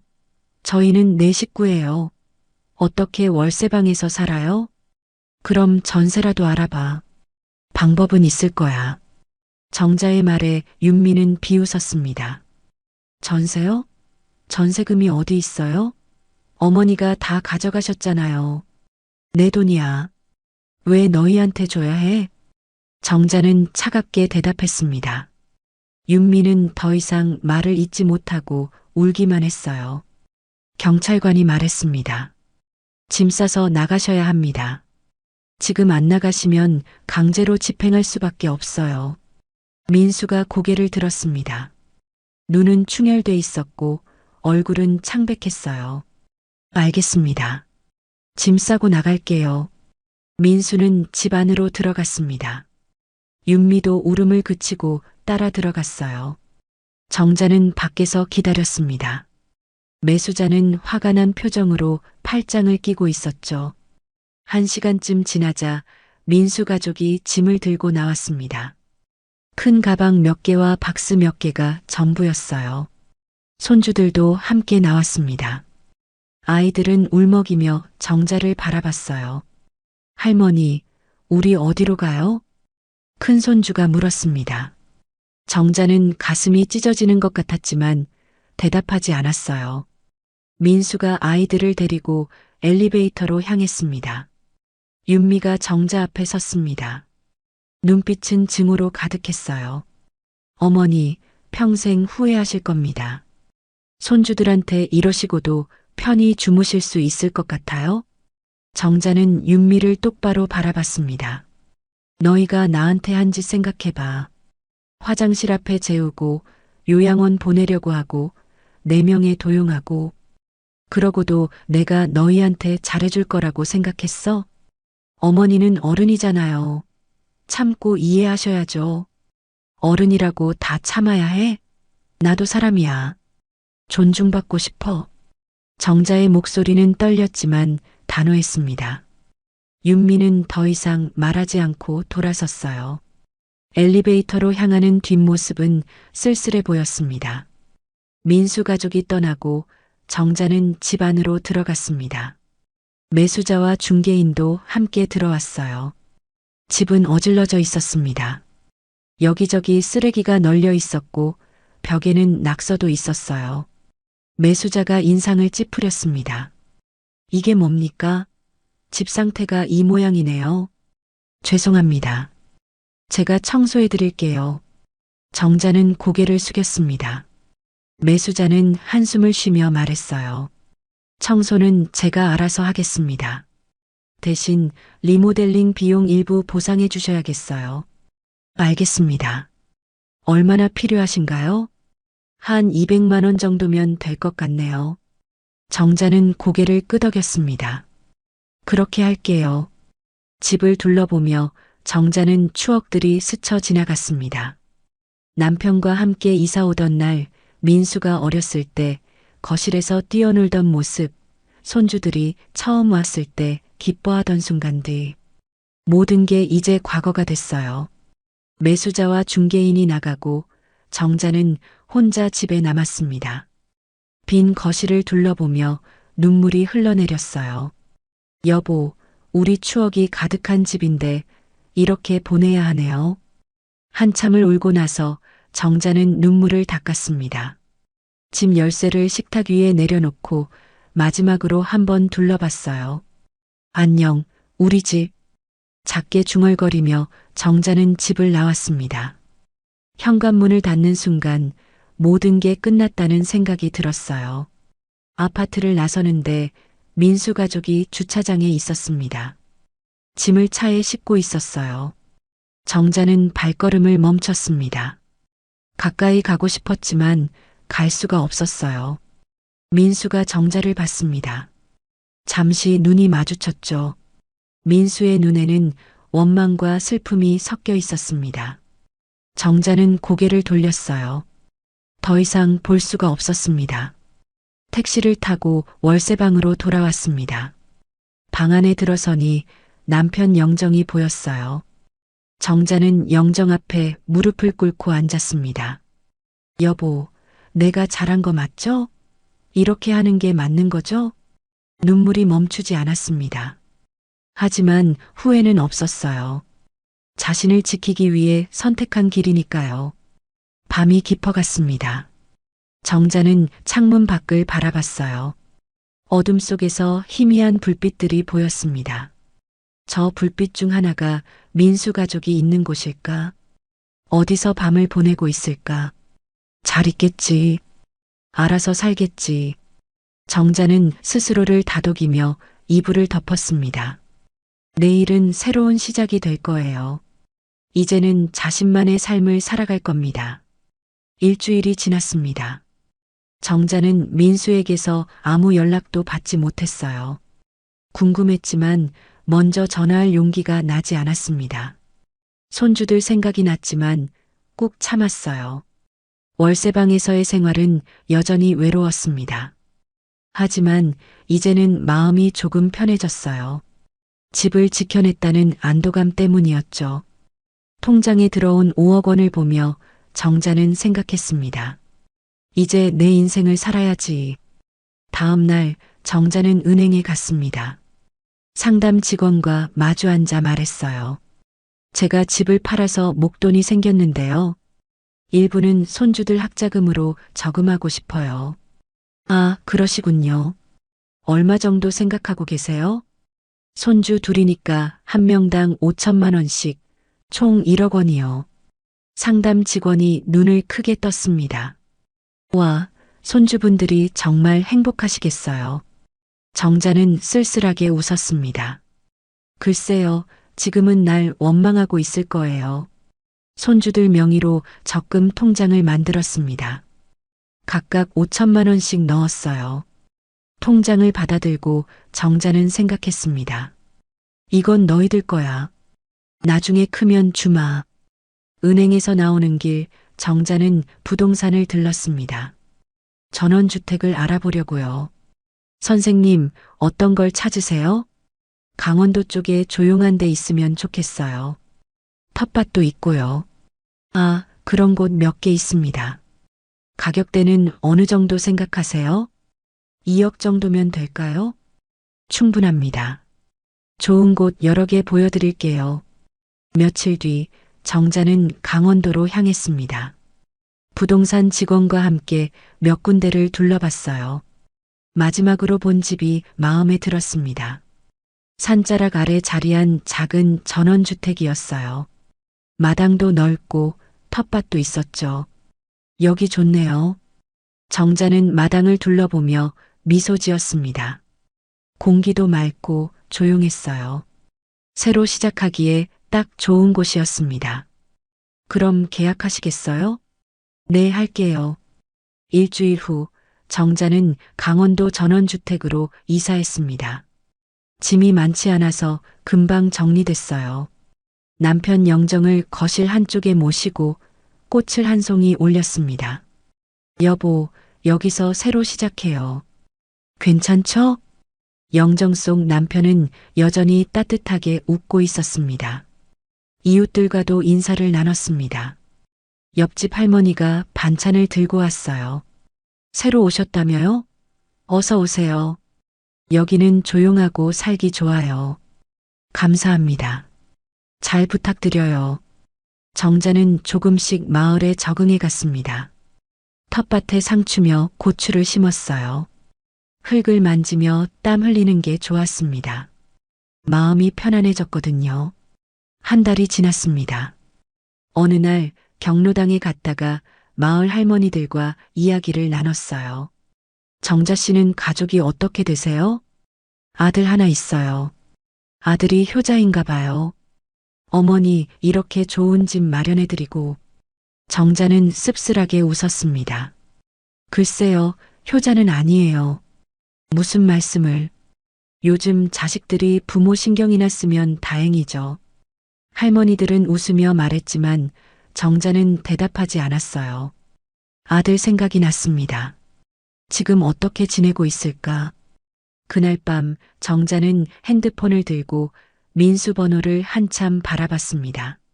전화하고 싶었지만 용기가 나지 않았어요. 결국 핸드폰을 내려놓았습니다. 며칠 뒤 민수에게서 문자가 왔습니다. 정자는 가슴이 두근거리며 문자를 열었어요. 엄마, 나 민수야. 우리 지금 고시원에서 살고 있어. 윤미는 파트타임으로 일하고 나도 아르바이트 하고 있어. 애들은 전학 가서 적응하는 중이야. 엄마는 잘 지내? 짧은 문자였지만 정자는 눈물이 났습니다. 고시원이라니. 내 식구가 고시원에서 산다니. 가슴이 아팠어요. 하지만 답장하지 않았습니다. 답장하면 마음이 약해질 것 같았거든요. 핸드폰을 내려놓고 창밖을 바라봤습니다. 잘 견디렴. 그게 너희가 배워야 할 거야. 일주일 뒤 또 문자가 왔습니다. 엄마, 애들이 할머니 보고 싶대. 한 번만 볼 수 있을까? 제발. 정자는 손이 떨렸습니다. 손주들 얼굴이 보고 싶었어요. 하지만 만나면 또 마음이 흔들릴 게 분명했습니다. 정자는 문자를 지웠습니다. 보름이 더 지났습니다. 이번엔 윤미에게서 전화가 왔어요. 정자는 한참을 망설이다가 받았습니다. 어머니. 윤미의 목소리는 지쳐 있었습니다. 윤미야. 어머니, 저희 정말 힘들어요. 고시원 생활이 너무 힘들어요. 애들도 학교 적응 못하고 있고요. 정자는 가슴이 아팠지만 침착하게 대답했어요. 그래서 어머니, 저희 도와주실 수 있어요? 전세금만 빌려주시면 안 될까요? 꼭 갚을게요. 정자는 한숨을 쉬었습니다. 안 돼. 어머니. 윤미야, 너희가 스스로 해결해야 해. 나도 이제 내 인생 살 거야. 어머니, 우리 손주들은요? 애들이 얼마나 힘들어 하는데요? 윤미의 목소리가 높아졌습니다. 정자는 차갑게 말했어요. 그건 너희가 잘못해서 그런 거야. 내 탓하지 마. 어머니 정말 매정하시네요. 진짜 인정머리 하나도 없으세요. 윤미는 소리를 지르고 전화를 끊었습니다. 정자는 핸드폰을 내려놓고 눈물을 흘렸어요. 하지만 후회하지 않았습니다. 한 달이 더 지났습니다. 민수에게서 다시 연락이 왔어요. 이번엔 직접 찾아오겠다는 문자였습니다. 엄마, 내일 찾아갈게. 주소 알려줘. 정자는 답장하지 않았습니다. 하지만 민수는 이미 주소를 알아낸 모양이었어요. 다음 날 오후 초인종이 울렸습니다. 문을 열자 민수와 윤미 그리고 손주 둘이 서 있었습니다. 민수는 많이 야위어 있었고 윤미도 화장기 없는 얼굴이었어요. 손주들은 옷이 낡아 보였습니다. 엄마. 민수가 작게 말했습니다. 정자는 한참을 서 있다가 문을 열어줬어요. 들어와. 내 식구가 거실로 들어왔습니다. 소파에 앉았지만 아무도 말을 꺼내지 못했어요. 정자가 먼저 입을 열었습니다. 무슨 일로 왔니? 민수가 고개를 들었습니다. 눈에는 눈물이 고여 있었어요. 엄마, 저희 용서해 주세요. 정말 잘못했어요. 용서? 네, 저희가 엄마한테 너무 못했어요. 화장실 앞에 재우고 요양원 보내려고 하고 명의도 도용하려고 했죠. 다 잘못이에요. 민수는 고개를 숙였습니다. 윤미도 옆에서 눈물을 흘렸어요. 어머니, 저도 잘못했어요. 어머니를 너무 함부로 대했어요. 두 사람의 사과를 듣고 정자는 복잡한 심경이었습니다. 용서해야 할까 말아야 할까? 손주들이 다가왔습니다. 큰 손주가 정자의 손을 잡았어요. 할머니, 우리 용서해 주세요. 할머니 너무 보고 싶었어요. 작은 손주도 울먹이며 말했습니다. 할머니, 우리 또 할머니랑 같이 살 수 있어요? 정자는 눈물이 쏟아질 것 같았습니다. 하지만 참았어요. 마음을 굳게 먹었습니다. 안 돼.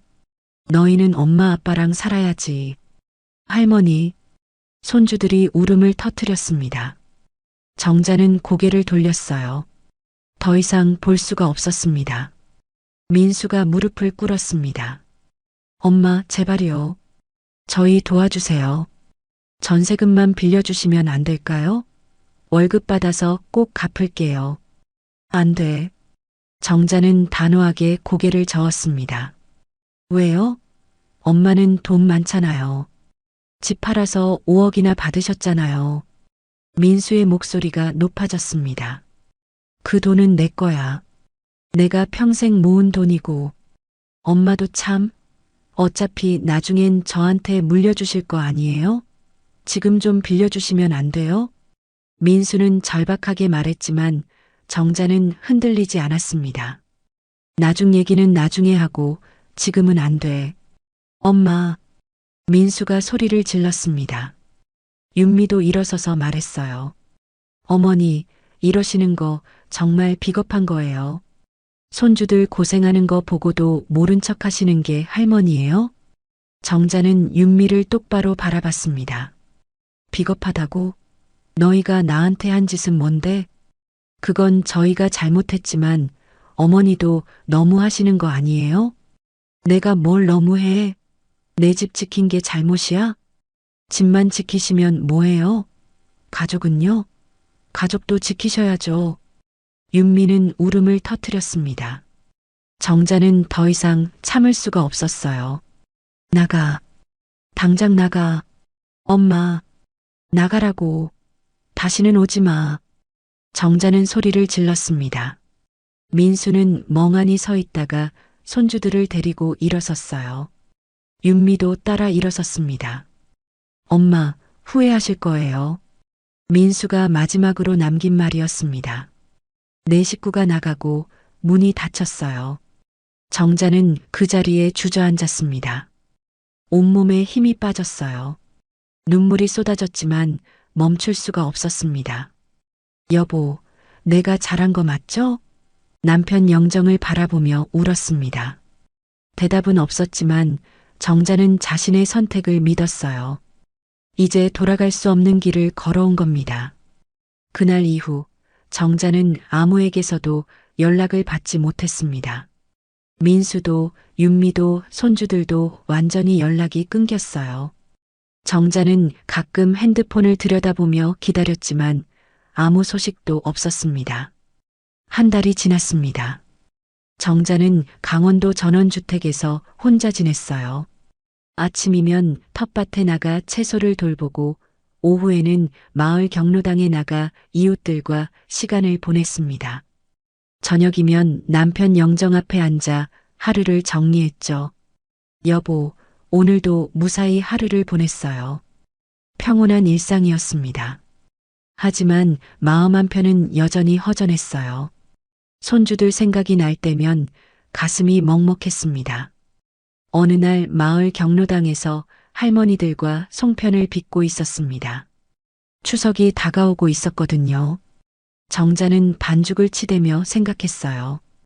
작년 추석에 겪은 일들이 꿈만 같네. 옆에 앉은 할머니가 물었습니다. 정자 씨, 이번 추석엔 아들네 집에 안 가세요? 정자는 손을 멈췄습니다. 아니요, 여기서 혼자 보낼 거예요. 어머, 왜요? 명절인데 가족이랑 보내야죠. 가족이라. 정자는 쓸쓸하게 웃었습니다. 이제 가족이라는 말이 낯설었어요. 저는 이제 혼자가 편해요. 할머니는 더 이상 묻지 않았습니다. 정자는 다시 송편을 빚기 시작했어요. 하나하나 정성껏 만들며 마음을 다스렸습니다. 추석 당일이 됐습니다. 정자는 새벽부터 일어나 남편 차례상을 준비했어요. 작년과는 달리 음식이 풍족했습니다. 갈비찜, 생선구이, 전, 나물까지 정성껏 만들었죠. 상을 가득 채우고 나니 뿌듯했습니다. 여보, 작년엔 제대로 못 차려드렸죠. 올해는 푸짐하게 준비했어요. 차례를 지내며 정자는 눈물을 흘렸습니다. 남편이 그리웠고 예전의 평화로운 시절이 그리웠어요. 절을 마치고 일어서는데 현관문 밖에서 소리가 들렸습니다. 누가 대문을 두드리는 소리였어요. 정자는 의아해하며 나가봤습니다. 민수가 서 있었습니다. 혼자였어요. 얼굴은 많이 초췌해 보였고 옷도 낡아 있었습니다. 엄마. 민수의 목소리는 떨렸습니다. 정자는 한참을 말없이 서 있다가 물었어요. 무슨 일이니? 엄마, 아버지 차례 지내러 왔어요. 정자는 놀랐습니다. 민수가 차례를 지내러 왔다니 예상하지 못한 일이었어요. 들어와. 민수가 집 안으로 들어왔습니다. 차례상을 보더니 눈시울이 붉어졌어요. 엄마가 이렇게 많이 준비하셨네요. 그래, 올해는 제대로 지냈어. 민수는 아버지 영정 앞에 무릎을 꿇고 절을 올렸습니다. 정자는 옆에서 지켜봤어요. 민수의 어깨가 떨리고 있었습니다. 절을 마치고 민수는 한참을 그 자리에 앉아 있었어요. 정자가 물었습니다. 윤미랑 애들은? 집에 있어요. 혼자 왔어요. 그래. 정자는 더 이상 묻지 않았습니다. 거실로 자리를 옮겼어요. 민수가 소파에 앉자 정자가 차를 내왔습니다. 고마워요, 엄마. 민수는 차를 한 모금 마시고 입을 열었어요. 엄마, 저희 이제 좀 자리 잡았어요. 전세 구했고 애들도 학교 적응했어요. 정자는 안도했습니다. 그래, 다행이네. 엄마 도움 없이 우리 힘으로 했어요. 윤미도 정규직으로 취직했고 저도 일 열심히 하고 있어요. 민수의 목소리에는 자부심이 묻어 있었습니다. 정자는 뿌듯했어요. 잘했네. 그렇게 사는 거야. 민수는 고개를 끄덕이며 눈물을 흘렸습니다. 엄마, 그동안 제가 정말 못됐어요. 엄마를 너무 함부로 대했죠. 이제 알았으면 됐어. 엄마가 그때 집 팔지 않으셨으면 저희는 계속 그렇게 살았을 거예요. 엄마한테 기대고, 엄마 돈 탐내고, 엄마가 저희를 깨워주신 거예요. 민수의 말에 정자는 가슴이 뭉클했습니다. 아들이 드디어 깨달은 겁니다. 민수야, 엄마가 너한테 미안한 게 있어. 뭐가요? 너무 냉정하게 대한 것 같아서. 손주들도 힘들었을 텐데. 민수는 고개를 저었습니다. 아니에요, 엄마. 엄마가 옳으셨어요. 우리가 잘못했죠. 그래서 벌을 받은 거예요. 정자는 민수의 손을 잡았습니다. 이제 다 지난 일이야. 앞으로 잘 살면 돼. 네, 엄마. 열심히 살게요. 두 사람은 한참을 손을 잡고 앉아 있었습니다. 말은 없었지만 마음이 통했어요. 민수가 일어서며 말했습니다. 엄마, 저 이제 갈게요. 윤미랑 애들이 기다려요. 그래, 가렴. 조심히 가고. 엄마도 건강하세요. 가끔 연락드릴게요. 그래, 그러렴. 민수가 떠나고 정자는 혼자 남았습니다. 하지만 이제는 외롭지 않았어요.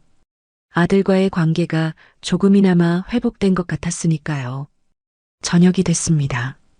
정자는 마당에 나가 하늘을 바라봤어요. 보름달이 떠올랐습니다.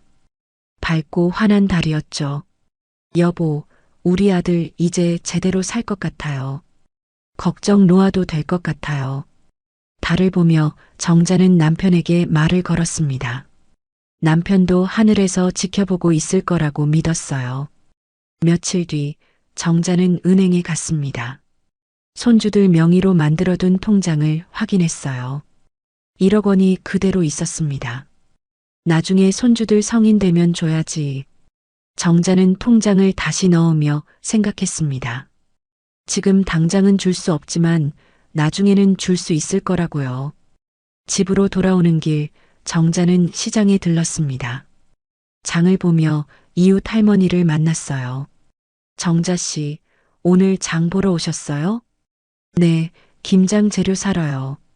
아이고, 혼자 사시는데 김장까지 하세요? 그래야죠. 겨울에 김치 먹어야 하니까. 정자는 환하게 웃었습니다. 할머니도 따라 웃었어요. 정자 씨 요즘 표정이 많이 밝아지셨네요. 뭔가 좋은 일 있으세요? 글쎄요, 그냥 마음이 편해졌어요.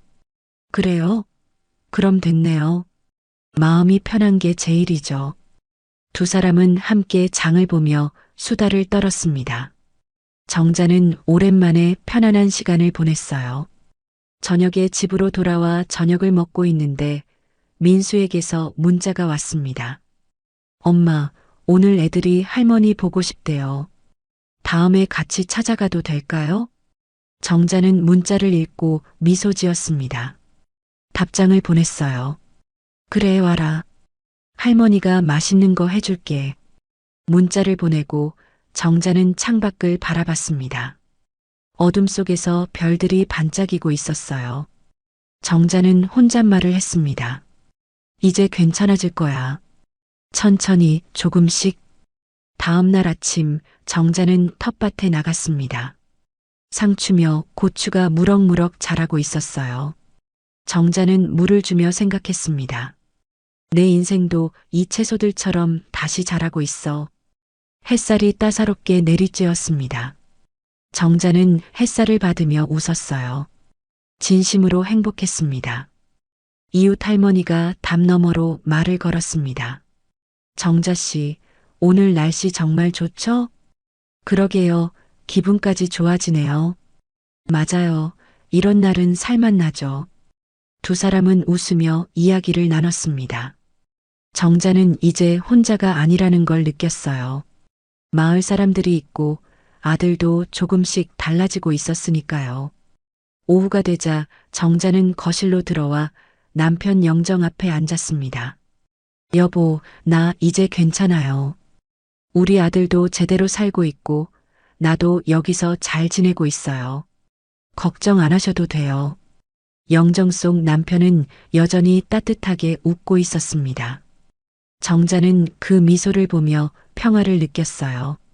저녁이 되자 정자는 저녁을 준비했습니다. 텃밭에서 딴 상추로 쌈을 싸 먹었어요. 신선하고 맛있었습니다.